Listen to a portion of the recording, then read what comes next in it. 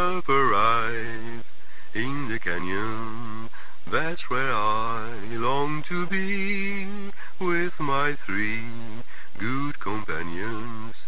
Just my rifle, pony and me. Bonjour à toutes et à tous, ou bonsoir, ça dépendra de l'heure à laquelle vous allez découvrir cette nouvelle émission. Aujourd'hui, nous allons parler de Hayao Miyazaki. Pourquoi ? Parce que je pense on peut en parler sans avoir vraiment des raisons, mais parce que ça reste toujours intemporel. Mais il s'avère que depuis quelques mois, et c'est pas terminé d'ailleurs jusqu'à, je crois, la fin de l'année, West Side réédite tout Studio Ghibli en DVD Blu-ray. Il y a aussi un livre qui a été édité il y a 2-3 ans déjà, ce qui s'appelle Hayao Miyazaki, nuance d'une œuvre, qui a été édité chez les Moutons Électriques. C'est un ouvrage qui est dirigé par Victor Lopez, qui a été entre autres l'un des cofondateurs de la revue Istasia. Et donc, entre Studio Ghibli, entre ce livre que je montre et dont vous pouvez trouver dans le descriptif un lien qui vous renverra à la page si vous souhaitez vous le procurer, il y a un point commun, une autrice à côté de moi, Julie Proust-Tanguy, qui connaît très très bien Miyazaki, qui a écrit sur ce cinéaste, mais aussi qui a écrit un bouquin très important qui s'appelle Japon, panorama de l'imaginaire japonais, et qui est autrice et qui a accepté de revenir, et c'est génial, qui a accepté donc de venir d'ici pour parler un tout petit peu comme ça de Miyazaki, et je lui en suis vraiment reconnaissant. Merci beaucoup. Comment allez-vous ? Très bien, et vous ? C'est un plaisir en tout cas de pouvoir parler de Miyazaki, toujours. Toujours. Alors, je tiens quand même à remercier Victor Lopez qui m'a aidé à concevoir cette émission, et merci à toi. C'est un salut amical. Première question que j'ai envie de vous poser, elle est extrêmement basique, mais quand on a un auteur tellement important qu'est Miyazaki, juste savoir par curiosité comment c'est faite la rencontre avec ce personnage, avec ce monde. C'était à travers de quel film? Est-ce que c'était une série? Comment s'est faite cette rencontre? À quel âge aussi? Et puis surtout, est-ce que ça a été pour vous une évidence très vite qu'il y avait quelque chose entre lui et vous? Alors, mais moi je fais partie de la génération Club Dorothée, donc j'ai grandi avec la japanimation, et je l'ai jamais considérée comme une japoniaiserie comme on pouvait le dire dans les années 90.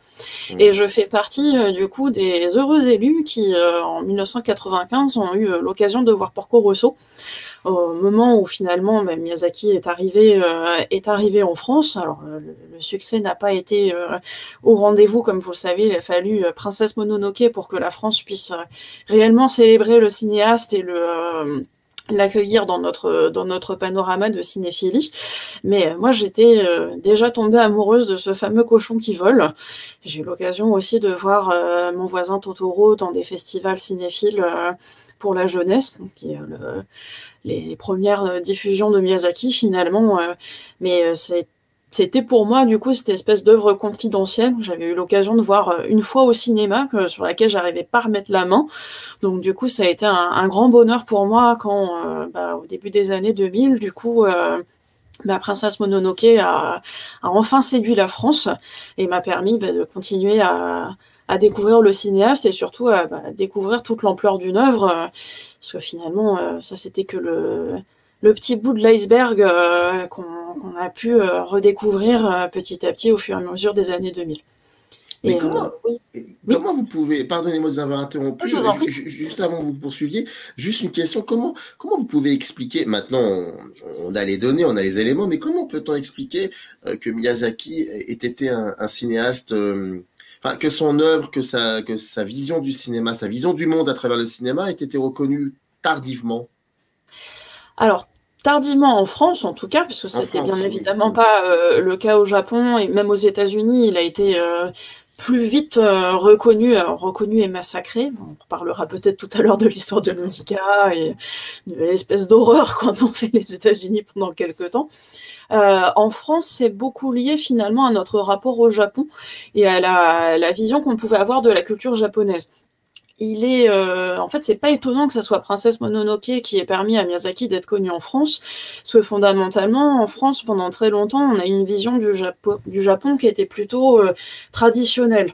Princesse Mononoke, finalement, enfin, quand on le regarde, c'est un film qui emprunte à beaucoup de codes des films de samouraï, ne serait-ce que parce que ça se déroule à l'époque Muromachi, qui est souvent l'époque qui est mise en avant dans les films de samouraï de Kurosawa, par exemple. Et pour le coup, en France, on a toujours aimé les samouraïs. Et on a beaucoup aimé d'ailleurs, on a rapidement aimé Kurosawa. Enfin, dès les années 50, c'est le type de film qui pouvait circuler, pas seulement dans les univers cinéphiles. Enfin, on a donné la Palme d'Or à Kagemusha en 1980, si je me souviens bien. Donc il y avait cette espèce d'amour du Japon traditionnel.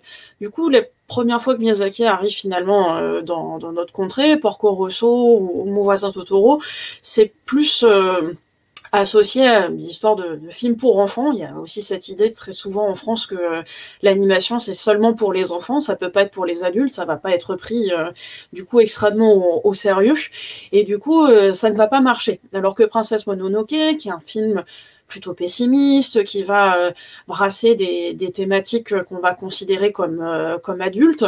Du coup, c'est un film qui va beaucoup plaire et c'est un film qui va permettre de découvrir du coup l'œuvre de ce cinéaste-là. Donc le rendez-vous est tardif, mais c'est vraiment lié finalement à la réception de la culture japonaise en France. Enfin, pendant très longtemps, tout ce qui était plus considéré comme de la pop culture ou comme quelque chose en tout cas de relevant d'un imaginaire enfantin, ça a été relégué aux oubliettes, ça a été montré du doigt. Donc c'est ça qui, à mes yeux en tout cas, explique cette réception tardive. En tout cas, ce qui s'est passé pour l'avoir vécu, pour avoir été contemporain de ça, c'est que c'est vrai, dans les années 90, il y a eu comme ça et pas forcément que chez Miyazaki, c'est vrai que par rapport au cinéma japonais, il y avait comme ça une espèce d'envie de revenir sur beaucoup de choses qui ont été faites et on a comme ça et c'était très bien même d'ailleurs assister à une espèce de recrudescence de films qui venaient de ce pays et c'était assez impressionnant. Vous évoquiez les États-Unis avec Nausicaa, je la connais pas cette histoire, qu'est-ce qui s'est passé? Alors, Nausicaa, la première fois que ça a été montré aux États-Unis, le film a été intégralement remonté. D'ailleurs, il n'avait plus le titre de Nausicaa, c'est Fighter of the Wind, si je me souviens bien. Et l'histoire est remontée et réaméricanisée. Terme compliqué à prononcer visiblement le mardi matin. Ce qui fait que du coup, Miyazaki va vivre comme une véritable... comme une véritable trahison finalement les premières fois aussi où ces films vont passer les premières. Mon voisin Totoro, c'est pareil, il est la manière dont il est doublé, la manière dont il est légèrement remonté, enfin il y a des coupes qui sont faites et qui font que là aussi du coup Miyazaki il arrive aux États-Unis mais il n'arrive pas de manière intégrale aux États-Unis. Ce qui fait que, par exemple, quand Princesse Mononoke est arrivée aux États-Unis, Neil Gaiman, que vous connaissez peut-être, qui est l'excellent auteur de Sandman, ou vous allez forcément connaître Good Omens ou American Gods, enfin ce genre de choses-là. Donc, Neil Gaiman, il a travaillé sur la traduction, finalement, en fait, du script de Princesse Mononoke, et il s'est retrouvé coincé entre... les exigences de Miyazaki qui voulait une fidélité absolue à son œuvre, ce qui est normal, c'est ce qu'on attend d'un travail d'adaptation, ce qu'on peut attendre d'un travail de traduction, et les studios américains qui, eux, voulaient continuer finalement à retravailler un petit peu l'œuvre, soi-disant pour la rendre accessible au grand public. Donc, Miyazaki, c'est ça aussi qui fait que peut-être il a eu du mal à percer sur l'histoire du cinéma mondial, c'est que fondamentalement, les premières traversées des frontières ont plutôt été douloureuses aux États-Unis parce qu'on respectait pas son travail, douloureuses en France puisque finalement on comprenait pas son univers et on essayait de le minimiser, on essayait d'en voir qu'un côté enfantin. Mais pardonnez-moi cette question très naïve, aux États-Unis ils avaient la possibilité de le remonter parce qu'il y avait une coproduction américaine? C'est l'achat par les studios, en fait, je ne saurais plus vous le dire de mémoire, mais on retrouve ça dans mon article, qui fait qu'effectivement, ils ont eu la possibilité de couper et de remonter. Vous pouvez trouver dans la noirceur d'Internet cette version-là, et c'est vrai que vous n'allez plus reconnaître Nausicaa. Enfin, On perd tout le sous-texte écologique, on perd tout le sous-texte shintoïste, l'héroïne aussi est redéfinie selon des critères assez ignobles, et à la fin, c'est plus du tout le film de Miyazaki. C'est complètement ridicule. J'imagine. Deuxième question extrêmement basique et très très basique, mais parce qu'il a fait tellement de films que... Mais en même temps, c'est un auteur dans le sens où son style est identifiable, et pas forcément que le style, mais aussi ce qu'il dit. Et la question est très simple. Je vais pas vous demander c'est quoi un film de Hayao Miyazaki, mais plutôt que dit... Oui, parce que là, ce serait... compliqué. Je pense que vous pourriez y répondre, mais quand même, ça serait long. Non, mais plutôt un film d'Hayao Miyazaki, pardon, que ça soit Princesse Mononoke ou Totoro ou Le vent se lève aussi, qui est son dernier pour l'instant. Pour l'instant, et qui est juste extraordinaire aussi. Mais tous ces films-là disent quelque chose de la société dans laquelle évolue Miyazaki. Ça dit quoi exactement? Et surtout, est-ce que ça dit aussi la même chose quand on sort de ce pays, de ce continent qui est le Japon et l'Asie? Alors, ça dit plein de choses. Un film de Miyazaki, ça peut se caractériser par plein de thématiques et par une certaine esthétique, par exemple. Enfin, l'esthétique de Miyazaki, c'est je vais créer des films qui sont inépuisables. Je vais créer des univers à part entière, des espèces de fenêtres ouvertes vers un ailleurs dans lequel vous aurez forcément envie de plonger. Et ce que ça dit, fondamentalement, les grandes thématiques qui peuvent revenir et qui sont autant purement japonaises qu'universelles, finalement, enfin, qui peuvent, sur lesquelles on peut se projeter, ben, ça parle beaucoup d'écologie, ça parle beaucoup du rapport à la nature, de la manière dont on vit avec la nature, de la manière dont on peut vivre ensemble aussi. Et ça, il le dit dès son premier long métrage personnel, à savoir Nausicaa, qui est un véritable plaidoyer écologique sur la manière dont il ne faut pas rendre toxique notre environnement naturel, dont il faut apprendre à vivre avec, dont il faut apprendre à comprendre et à cerner la singularité. Ça, c'est ce qu'on retrouve notamment à travers les personnages des Omu. Dans Mon voisin Totoro, fondamentalement, c'est la même chose aussi. C'est cette idée que dans les moments difficiles, comme ceux que peuvent rencontrer les héroïnes avec la maladie de leur mère, la nature, elle va être là pour vous accompagner, elle va être là pour vous émerveiller, elle va être là pour vous donner de l'espoir, elle va être là pour vous emmener ailleurs. Pogno, c'est une autre manière très belle aussi de parler de l'écologie et de vous parler de la manière dont des catastrophes naturelles, enfin ce qu'on peut percevoir comme une catastrophe, parce que vous avez quand même une mise en scène assez terrible de ce que peut être un tsunami ou de ce que peut être un retour à une époque antérieure. Mais finalement, on vous montre que derrière tout ça, c'est une célébration de la force de la nature. Donc voilà, ce que dit Miyazaki, c'est beaucoup ça, c'est le rapport à la nature. Ce qu'il dit aussi, c'est la force du rêve, la force de la création et du rêve comme moyen de vivre, en fait, comme moyen de s'épanouir. La plupart de ces héroïnes, finalement, elles nous donnent des leçons assez extraordinaires dans la manière dont il faut croire en soi. Toutes ces thématiques-là, c'est des thématiques qui sont japonaises et universelles. Japonaises pourquoi? Parce que ce rapport à la nature, il est profondément religieux au Japon. Ça repose en fait sur une des grandes religions nationales qui est la religion Shinto. Donc la religion Shinto, ça repose sur l'animisme, sur le fait que tout autour de nous est vivant et que du coup, si tout est vivant, il faut pouvoir vivre en harmonie avec le vivant. Et ce Shinto, nous, on peut se projeter dessus, notamment en tant qu'Européens, puisque l'Europe a été marquée par un grand courant artistique qui s'appelle le romantisme. Et le romantisme, une de ses bases fondatrices, c'est justement d'essayer de voir dans la nature un miroir à nos états d'âme, un miroir qui nous permet de nous reconnecter à nous-mêmes. Et cette force des rêves, c'est quelque chose de japonais aussi dans la notion on essaye de croire dans ses rêves pour donner la meilleure version de nous-mêmes, pour essayer d'être au service de la communauté et trouver sa place dans la communauté. Et le fait de croire dans soi-même aussi, de croire au fait qu'on puisse trouver une place dans la société, c'est forcément quelque chose sur lequel on peut se projeter. Pour moi, ça serait les grandes thématiques qui reviennent souvent. Et le film sur lequel il est en train de travailler, c'est exactement ça. C'est pourquoi et toi, comment est-ce que tu vis? Parce que c'est traduction approximative du titre japonais. C'est vraiment là aussi une leçon sur la vie, sur la manière dont on trouve sa place dans la vie. Enfin, c'est quelque chose qu'on retrouve vraiment dans ces films. Enfin, Miyazaki, il essaye toujours de toute façon de créer des films qui s'adressent autant aux enfants qu'aux adultes et qui font réfléchir tout le monde finalement sur qu'est-ce que c'est que d'être en vie, qu'est-ce que c'est que de trouver sa place dans la vie.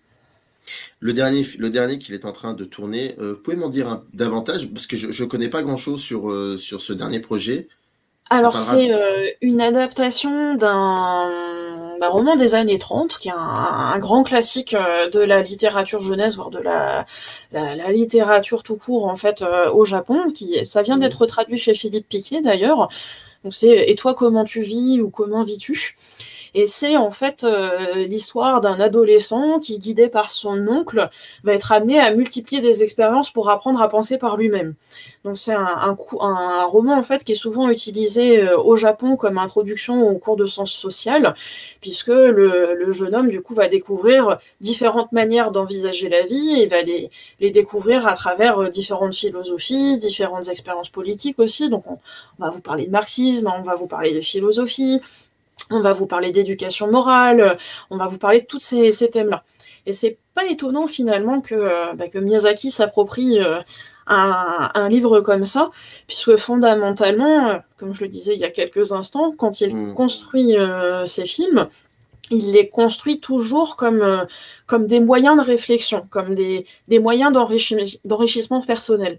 C'est entre autres pour ça d'ailleurs que ces films ne sont pas manichéens, que ces films proposent des personnages qui présentent j'ose plus dire des nuances de gris à cause de ce fichu bouquin qui met en lettre cette expression qui était pourtant... Dites-le en susurrant.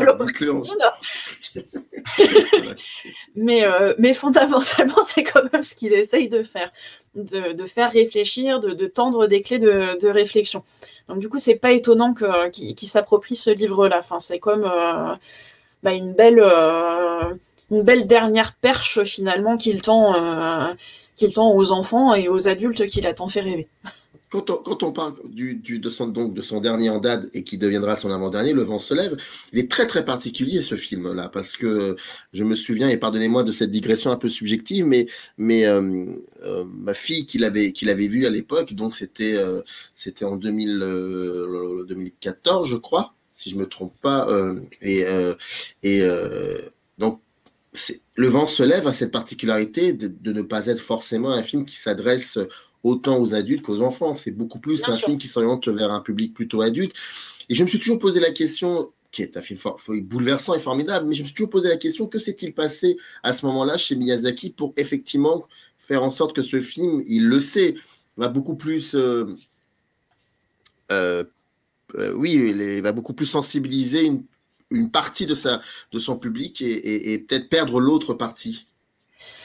Il y avait cette idée, il l'a dit dans plusieurs interviews, de créer un film que les enfants comprendraient plus tard.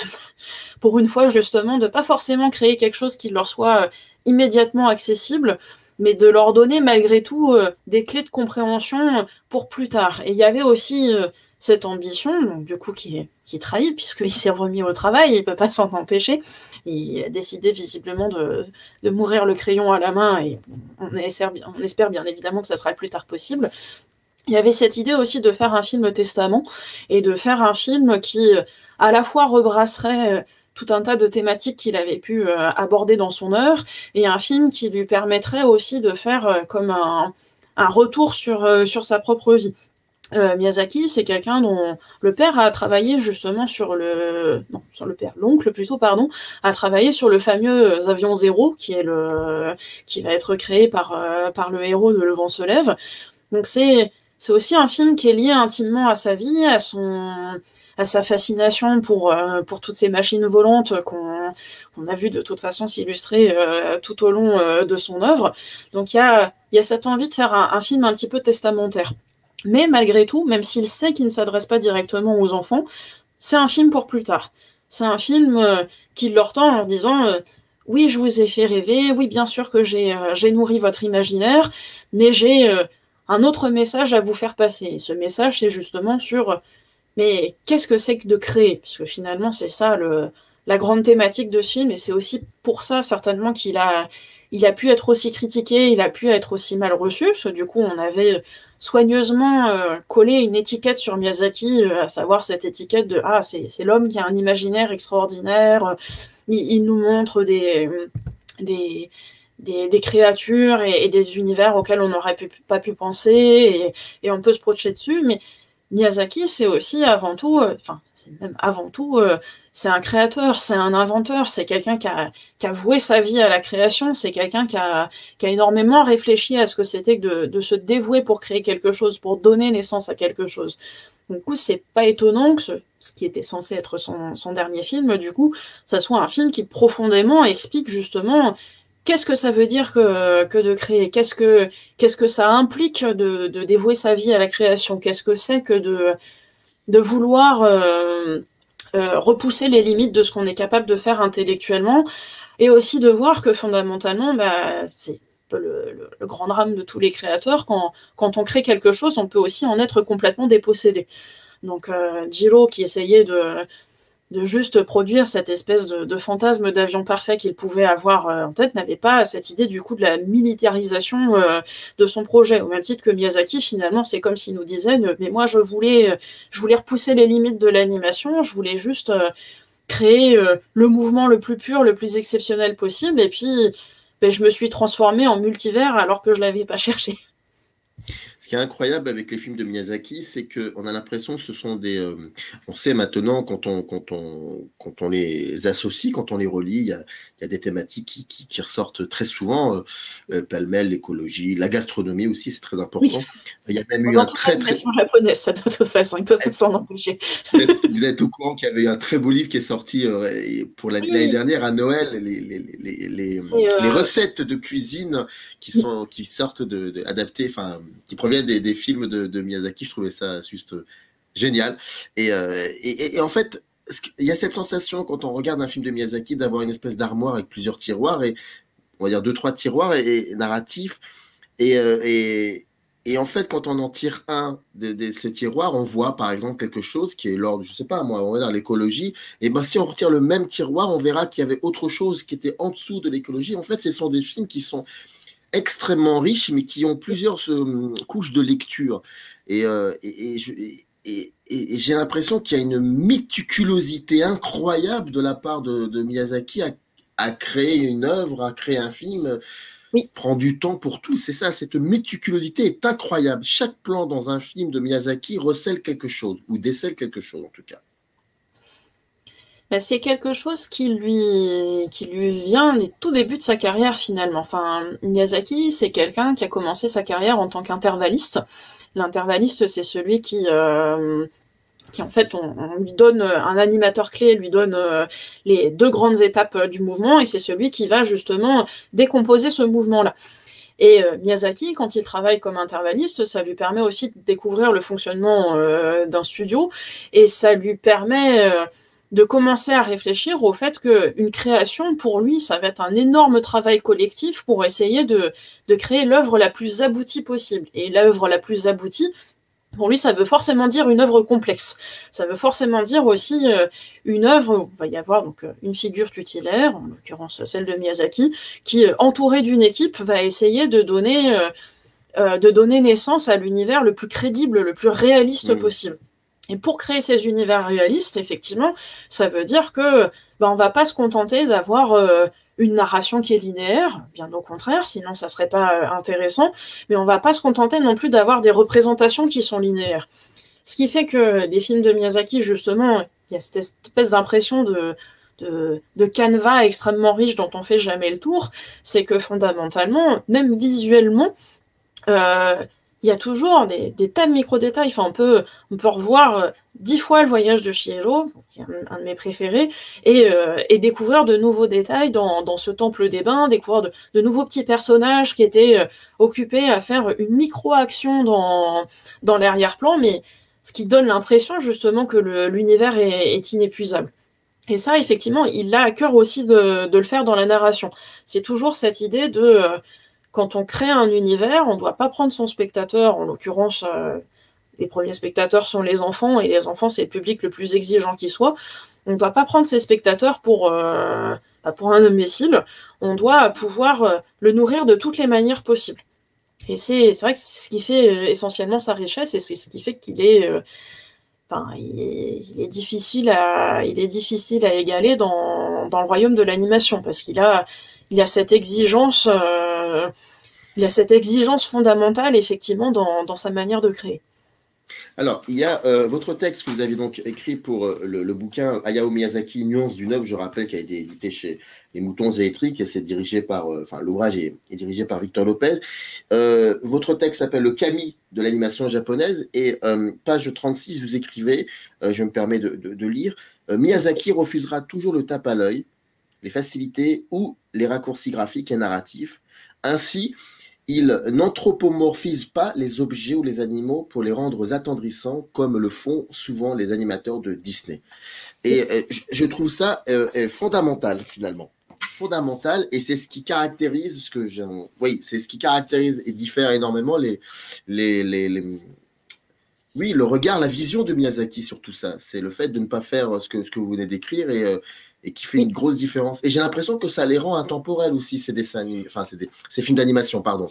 C'est ce qui fait effectivement qu'ils ne sont pas juste des marqueurs d'une époque. Et c'est ce qui fait qu'ils peuvent s'adresser finalement à tous les publics. Alors, bien évidemment, les Disney peuvent s'adresser aussi à tous les publics, mais ils s'épuisent plus vite, ou du moins les plus récents. Quand on regarde les plus vieux Disney avec les splendides décors des Winners, par exemple, il y a un côté esthétiquement plus inépuisable et plus riche, en tout cas à mes yeux, désolé pour les fans de Disney, que ce que les studios ont pu proposer lors des dernières décennies. Alors qu'effectivement, Miyazaki, fondamentalement, on peut arrêter le film et se rendre compte qu'il y a des tonnes de détails. Fondamentalement, Miyazaki, une des spécificités de son animation aussi, c'est qu'il y a toujours du mouvement, et il y a toujours beaucoup de mouvements de foule, ce qui fait qu'il y a toujours des tonnes de choses à remarquer. Si vous regardez Porco Rosso, par exemple, le moment où vous avez donc ces petites filles qui sont enlevées par les pirates, elles font toutes des choses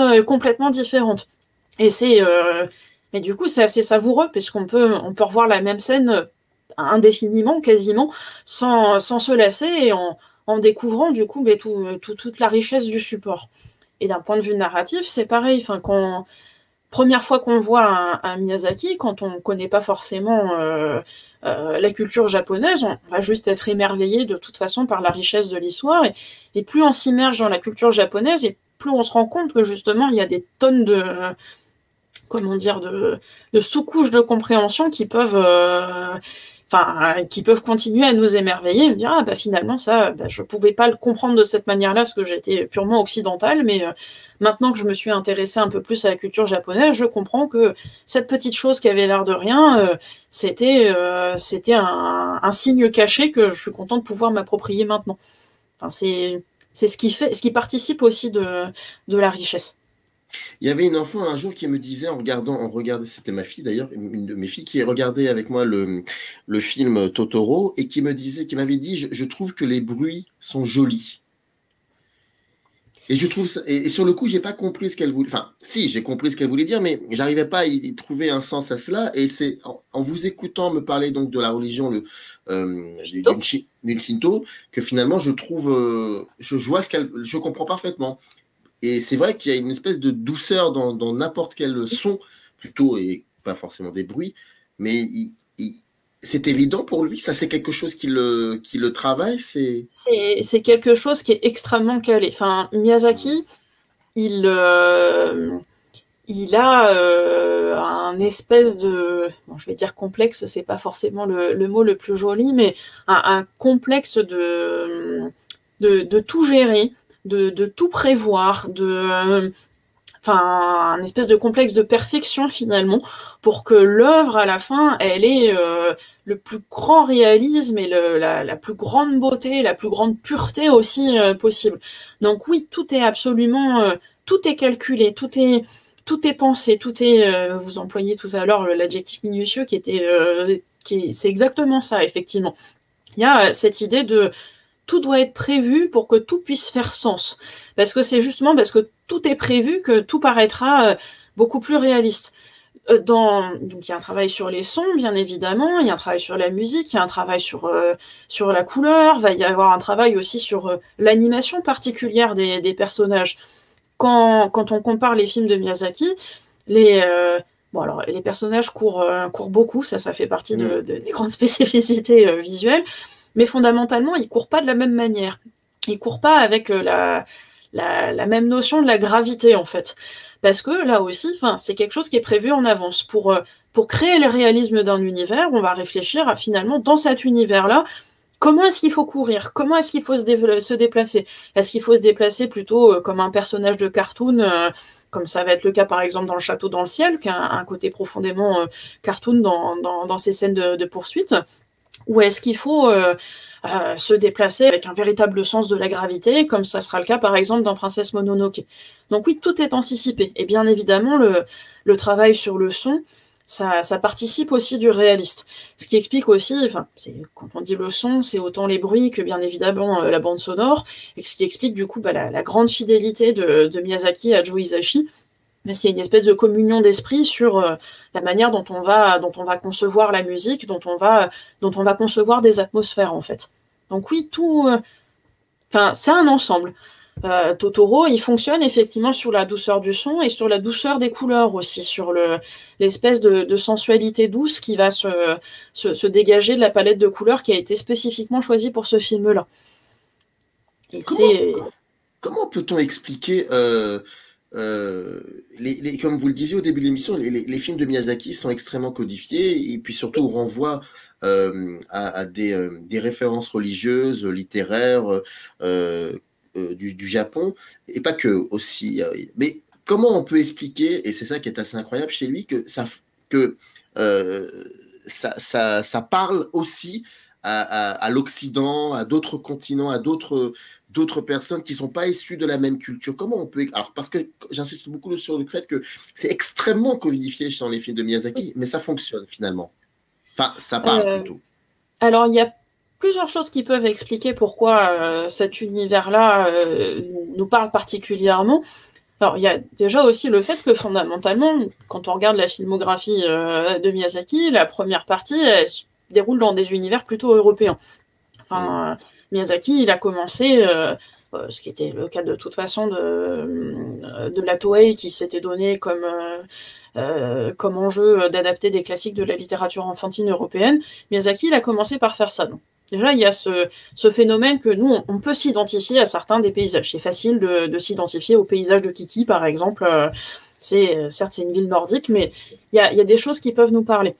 Après, au niveau des thématiques qui sont abordées, bien au-delà des décors, il y a des thématiques qui correspondent aussi à une certaine vision qu'on peut s'être fait du Japon. Ce qui fait que du coup, on va, même si certains codes vont forcément nous échapper, même si ça nous échappe de moins en moins, puisque la culture japonaise, on commence à mieux la comprendre dans toute sa complexité, il n'y a plus juste la réduire à cet univers très traditionnel qu'on nous a transmis finalement jusqu'au début des années 2000. Les thématiques qui sont abordées nous rappellent ce qu'on peut comprendre du Japon. On sait que le Japon, il a cet univers un petit peu particulier, un petit peu à part, donc on va peut-être plus facilement accepter de se plonger dans cet univers-là. On va se laisser séduire par les kami et par les créatures qu'on va voir dans le voyage de Chihiro, parce que ça correspond à cette idée que de toute façon, l'imaginaire japonais est radicalement différent. Pour ce qui est donc de Princesse Mononoke, je me disais c'était notre amour pour les films de samouraï. Et puis petit à petit, fondamentalement, quand on voit la manière dont Miyazaki construit la deuxième partie de son œuvre, donc celle qui est plus fondamentalement japonaise, celle qui s'éloigne de la représentation européenne, il arrive à redéfinir un Japon à part, dans lequel il est facile de se projeter, un Japon qu'on arrive à s'approprier finalement, une espèce de Japon qui est à la fois parallèle, parce que c'est le Japon de Miyazaki, et en même temps un Japon qui nous permet de créer des passerelles vers la culture japonaise et nous l'approprier tout doucement finalement. Donc je pense que c'est ce qui fait que on arrive dans on arrive à se projeter dans cet univers-là. C'est qu'on sent que finalement, il y a des passerelles qui nous sont tendues et qui vont nous permettre à la fois de nous y retrouver et en même temps de s'approprier cette culture qui est radicalement différente. Je vais faire un parallèle, c'est un petit peu finalement comme dans le monde du manga, qui pendant très longtemps, lui aussi, a été pointé du doigt, c'est pour les enfants, c'est violent, c'est de la japonaiserie, etc., etc. Et le monde du manga, il a commencé à devenir un peu plus mainstream, à s'ouvrir un petit peu plus avec les mangas de Jiro Taniguchi. Taniguchi, c'est pareil. Alors, pourtant, Taniguchi, c'est assez paradoxal. C'est pas quelqu'un qui est si célèbre et si apprécié que ça au Japon. Il y a eu plus de succès en Europe que dans son propre pays. Mais Taniguchi, dans sa manière de raconter, c'est aussi une bonne fusion finalement entre des codes occidentaux qu'on peut s'approprier dans sa méthode de narration, dans la manière dont il va évoquer les sentiments, dans la manière dont il va construire des histoires, et en même temps, ça reste profondément japonais, puisque la manière de laisser affleurer les émotions plutôt que de les exprimer clairement, la manière de parler des rapports de filiation ou ce genre de choses-là, c'est profondément japonais. Mais il y a suffisamment de ressemblances et d'étrangetés finalement pour que quelqu'un qui ne s'y connaisse pas en manga puisse se rendre compte que finalement les mangas c'est bien, c'est pas réservé qu'aux enfants et c'est pas cette espèce de truc pour agiter que je croyais. Le cinéma de Miyazaki il fonctionne un petit peu de la même manière finalement. Il est suffisamment accessible et en même temps suffisamment exotique, entre guillemets, pour que quelqu'un qui n'y connaisse rien à l'animation japonaise et qui n'y connaisse rien à la culture japonaise puisse facilement se l'approprier et rentrer dedans. Et que finalement, ça lui offre une porte d'entrée vers toute la richesse, finalement, de quelque chose qu'il avait eu tendance à condamner et à étiqueter comme soit trop enfantin, soit pas intéressant. Donc je pense que ça tient beaucoup à ça tient à son parcours de j'adapte des classiques européens, mais en leur donnant une patte japonaise, et petit à petit, finalement, quand même, je reviens à mes racines et je montre ce que j'ai envie de montrer de ma culture. Alors, je vais vous poser encore deux questions. La dernière, elle est extrêmement basique. J'adore les questions basiques. Mais on s'était dit que voilà, c'est pas une émission qui va décortiquer de l'intérieur l'œuvre de Miyazaki parce que ce serait ridicule. Il faudrait des heures et des heures. Ou alors, il faudrait des projets de ce genre-là. Et je vous invite à lire, en plus du texte de Julie, d'autres textes aussi. Mais avant de nous poser la question de savoir quel serait pour vous non pas la séquence que vous Miyazakienne par excellence selon vous, est plutôt un film que vous aimez bien. J'ai envie de vous poser une autre question, un peu particulière, certes, parce que j'entends de temps en temps, depuis quelques temps, j'entends ici et là des gens me parler d'une scène dans mon voisin, dans Totoro, une scène qui dérange. Et en fait, je me dis, tiens, est-ce que c'est lié aussi à ce que nous vivons actuellement depuis quelques années, à savoir une sorte de revisitation, je ne sais pas si ça existe ce terme-là, de films. Et là, j'ai envie de vous la poser. Je suis très curieux d'avoir votre réponse, parce que moi, j'en ai aucune. Il y a une scène dans Totoro, très simple, où le papa prend son bain avec ses filles. Eh ben, c'est bien. Je vois où vous voulez en venir. Eh ben oui, mais et quand on me parle de cette séquence-là, je suis très étonné d'entendre que ça peut heurter, parce que je n'y vois pas vraiment quelque chose qui heurte.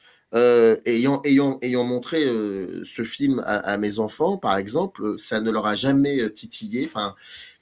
Et je me dis, tiens, peut-être que ce serait une bonne occasion d'en parler aussi avec quelqu'un qui connaît cette œuvre-là. Et est-ce que vous avez déjà entendu cela par rapport à ce petit moment concernant Totoro?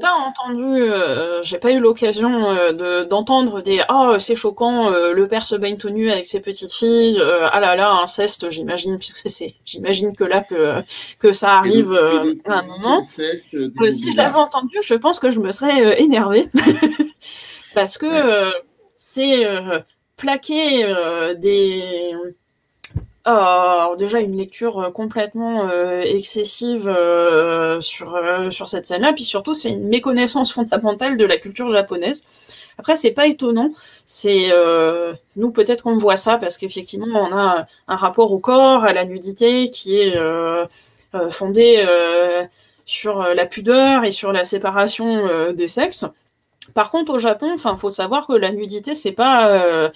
ça veut pas dire que les Japonais sont pas pudiques, mais ils n'ont pas du tout le même rapport au corps que nous. Enfin, d'où justement le phénomène des onsen.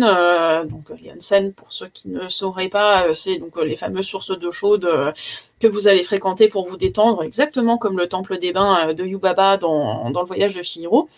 Ou même des sento. Les sento, c'est les bains publics, puisque quand le Japon s'est modernisé, il n'y avait pas forcément l'eau courante ou plus que l'eau courante la possibilité de se laver chez soi. Donc du coup, on allait se laver dans les bains publics, exactement comme dans notre antiquité gréco-romaine, on allait aux thermes pour se laver.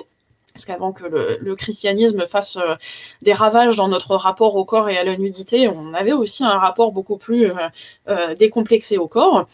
Donc déjà, voilà, au Japon, la nudité, c'est pas quelque chose de tabou. Et la nudité au sein d'une famille, ça va l'être encore moins, parce qu'effectivement, on peut se baigner ensemble, et c'est absolument pas quelque chose de condamnable. On commence par se doucher, se laver, voire se savonner mutuellement le dos, et ça peut se faire entre parents et enfants, peu importe le sexe, sans qu'il y ait espèce d'a priori, de préjugés ou quoi que ce soit. Et après, effectivement, c'est un moment familial, en fait. C'est un moment de détente familiale, au même type qu'on va faire des séjours en famille aux onsen pour se détendre. Et tant que l'adolescence n'est pas arrivée et que du coup la notion de sexualité ne se développe pas, c'est pas choquant pour un parent de se baigner avec ses enfants. Non, effectivement, nous on en fait forcément une lecture choquée, alors que pourtant c'est un moment qui est plein d'innocence, qui est plutôt pur, qui a un moment d'harmonie familiale finalement qu'on nous présente. Et à un moment où on nous montre justement, pour une fois, le personnage du père qui prend soin de ses petites filles puisque son épouse n'est pas là, mais qui en prend soin bien évidemment en toute innocence et sans arrière-pensée ou quoi que ce soit. Mais oui, ça m'étonne pas effectivement qu'il puisse y avoir débat autour de cette scène-là, mais c'est un débat qui est, pour le coup, je trouve une lecture très occidentale et assez déplacé de cette scène.